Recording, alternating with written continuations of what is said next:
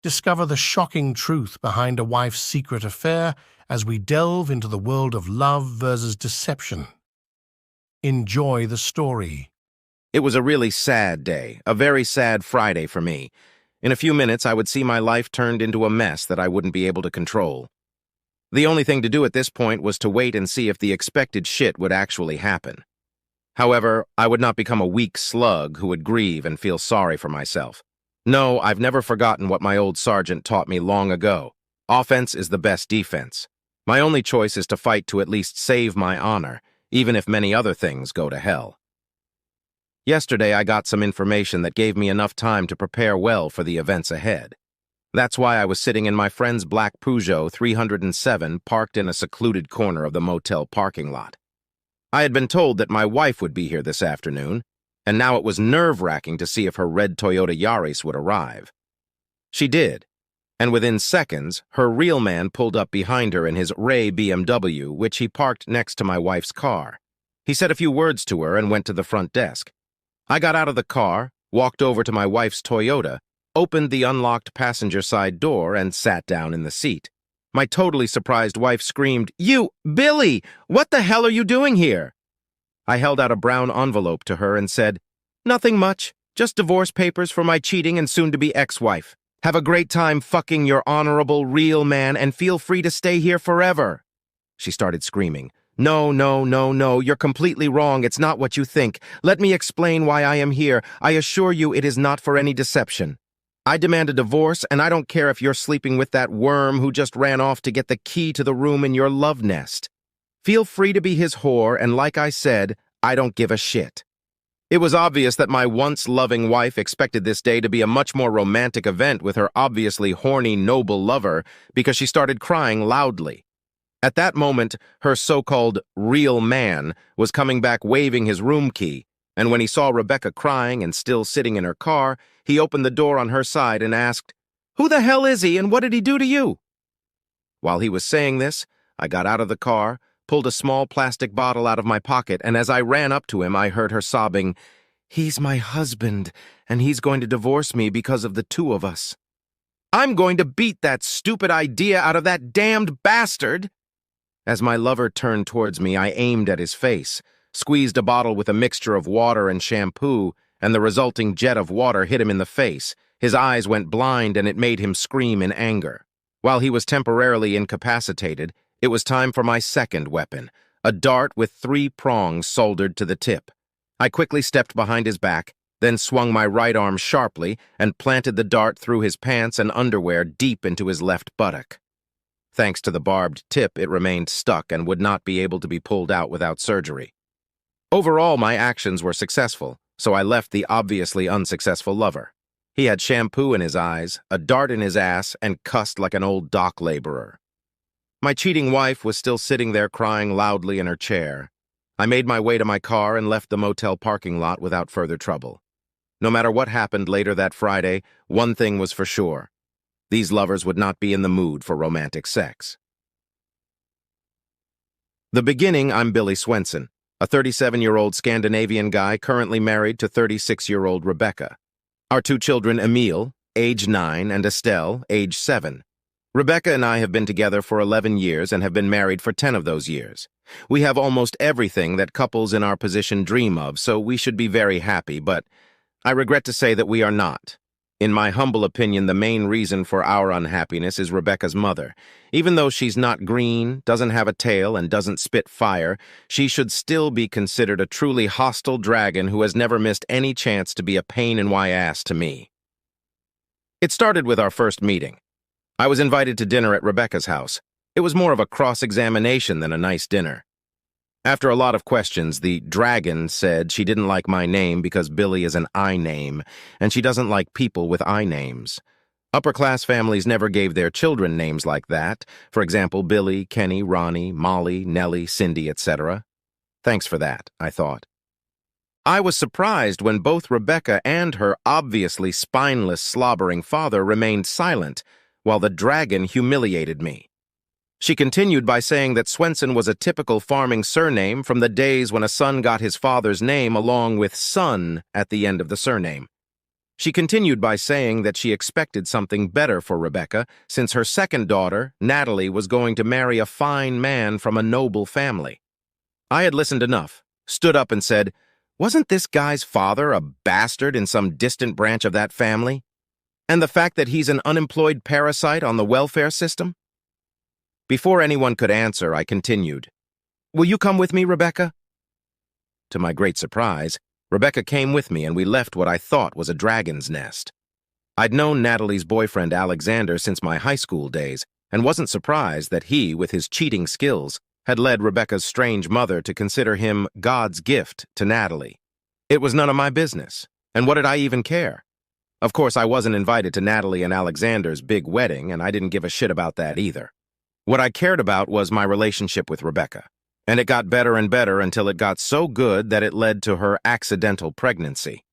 It made the dragon almost spitfire when she called me and blurted out her opinion of what a jerk I really was in her and other decent people's eyes, and that a wedding at her expense was out of the question. The Scandinavian Church of Los Cristianos on the Spanish Canary Island of Tenerife is a very popular place for small weddings, so Rebecca and I went there with our best friend and got married. Both Rebecca and I found a great job in a town 210 kilometers away from our hometown, so I had minimal contact with her mother, who spent all her efforts and a lot of money on Natalie and Alexander. The following years were good for Rebecca, me, and our 2 children. We made good money, bought a nice house, and made many friends in our new hometown. Our sex life was still on a good level. Because of the distance, I had minimal interaction with Rebecca's family because her parents never visited us, and when we returned to our hometown to see my family, Rebecca visited hers. Finally, even Alexander had had enough of the dragon we shared as mother-in-law. To everyone's surprise, he had succeeded in his business and gladly accepted the promotion, which involved moving to a new place 280 kilometers away. After some arguments with Natalie, he gave her a simple choice: accept the move or get a divorce. She followed him to his new job. Now the dragon remembered that she had a daughter named Rebecca and started calling her daily. After a while, without realizing it, Rebecca began to feel colder towards me. The 3 wonks focused on more whining about what I did, didn't do, or should have done, and more crap about how good things were with Natalie and Alexander. Our relationship didn't improve when I told Rebecca that the main reason Alexander had left was to stay away from the hostile dragon that was his mother-in-law.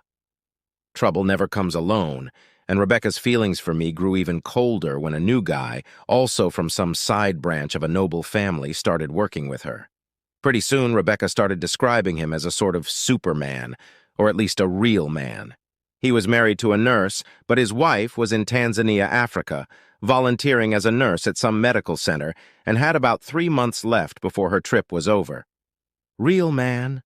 And his wife intended to buy a house when she returned, but for now he was living in our town, renting a room in his wife's married sister's house. Rebecca really bugged me when she compared my business, my vocabulary, and even my clothes to that real man at her job. Needless to say, who ended up being the winner in those comparisons? Although Rebecca and I still had sex, my attempts were often met with comments like, "Oh, again? And can't you ever have enough?" If it weren't for our children and Rebecca's many positive aspects, I would have dumped her a long time ago. But she was clearly a faithful, good mother, loved to cook, kept herself in good shape, and we worked well together, keeping the house and beautiful garden clean.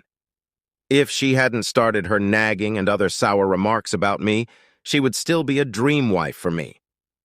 Of course, I wasn't a wuss who took all her crap without also telling her my opinion. It compounded our problems, like one night when our kids were asleep. "I really wish you were more like my coworker," Rebecca said. "If you're in love with this cheater, why don't you file for divorce and become his whore? But as long as we're married, I will never accept any cheating. Fuck that asshole behind my back and be sure I teach him that while you may act like a cheap whore, your services will command a high price." Rebecca started screaming hysterically. "You're just a bastard! What the hell did you just say about me? How dare you call me a whore? Be sure you pay for it." "Wouldn't it be better if your customers paid?"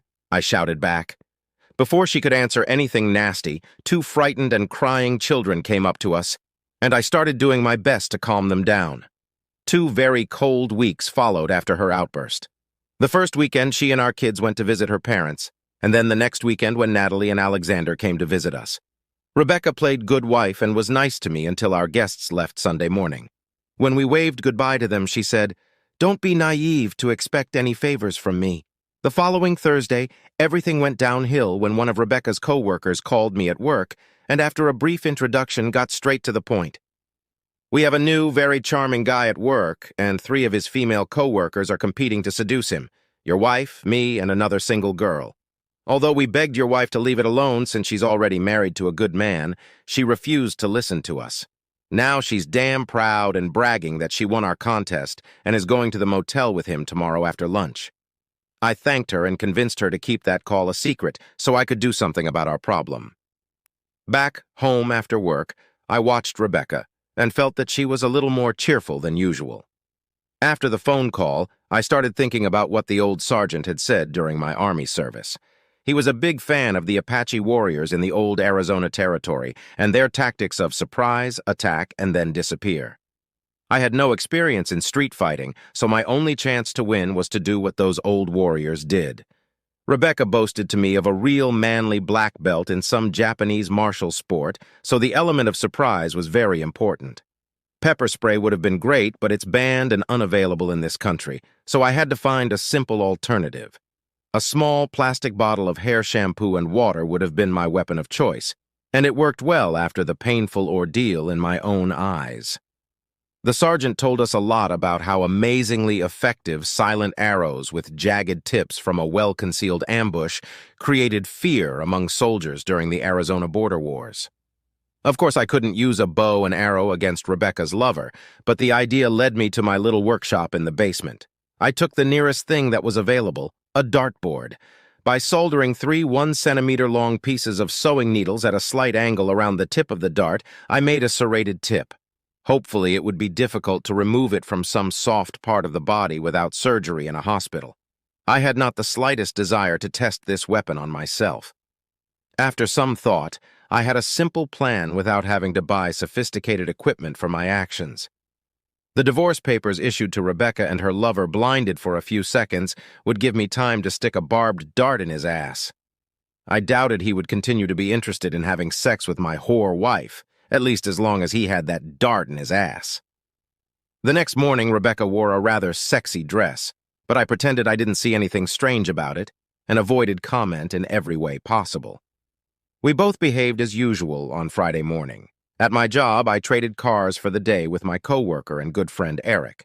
We often did this when he needed my Volvo V70 instead of his own, smaller Rougeau 307. I went to the courthouse in the morning to get divorce forms and filled one out at my office. After a short search, I managed to contact the charity's head office in Tanzania and got the email address of my lover's wife, Rebecca, there. I drove to Rebecca's workplace on my lunch break and found both her and the lover's car still in the parking lot. Apparently, they had eaten lunch at a nearby restaurant before heading to the motel. So I bought a couple hot dogs and headed to the motel to wait for them. As you already know, the lovers arrived at the motel and my actions went exactly as planned. Thus, my time in the Army was not completely wasted, and I felt grateful to the old sergeant. At 4:30, my home phone rang, and the same female voice that had informed me of Rebecca's trip to the motel yesterday asked me, "Did you go to the motel today and see what you expected to see?" "Thanks for calling. Yes, I was there, but your coworkers were not happy to see me." I tried to cheer my wife up with divorce papers, but that gift somehow didn't make her any happier. This man threatened to hit me, so I had to defend myself, and he got some damage to his butt. I guess my wife took him to the hospital. It wasn't a very romantic date, at least in my opinion. Is that true? Oh, yes, it is. I have no reason to lie to you. My wife isn't home yet, but feel free to call her cell phone and ask. Of course, I can't guarantee she'll tell you the whole truth. Then she, whoever she was, thanked me and asked for Rebecca's cell phone number, which I gave her. I hope they had a nice chat. After that, I sent an email to the wife of a real man in Africa and explained the whole situation. Rebecca got home by 4 o'clock, and it was clear to see that she was not happy at all. She looked at me intently and said, "We have to talk, and we have to do it now, immediately."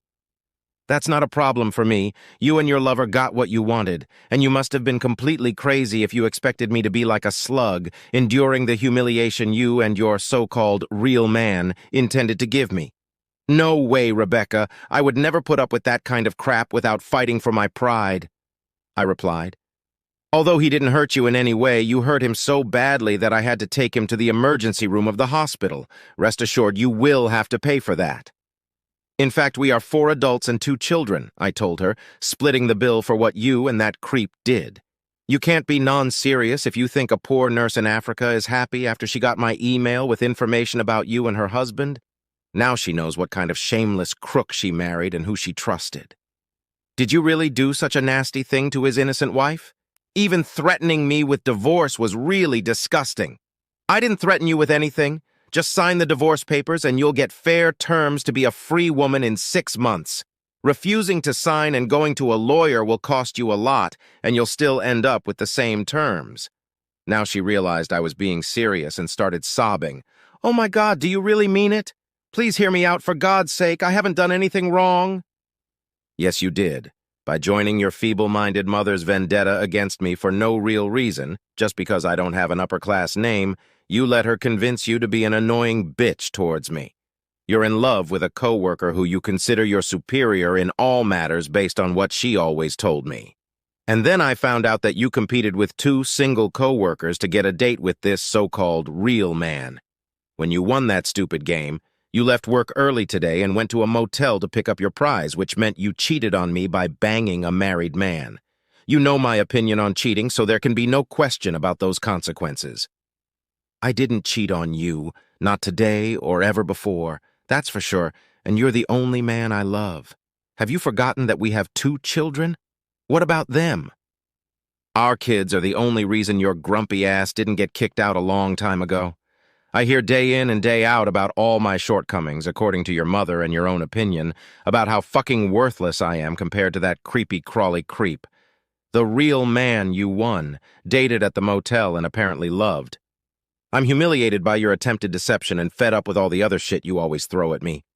After a while, she realized the games were over and we began to negotiate a divorce. Rebecca signed the papers after I agreed that we should both continue to live in our house and not date anyone else for those 6 months until the divorce was final. Epilogue. This epilogue is written 6 weeks after my actions in thwarting Rebecca's attempted cheating. Strange things have happened in what is left of my marriage. I had discovered a good wife, a really very good wife indeed. Rebecca has turned into a completely different woman who has obviously forgotten how worthless I was just a few weeks ago. Rebecca and I are civil to each other and do a lot more together now than we did a few months before our problems came to light. Of course, we don't share a bed or bedroom anymore. Honestly, I don't miss the quickie favors she gave me during those few months before her attempted cheating. It sounds silly, but I believe her when she says she never slept with her real man.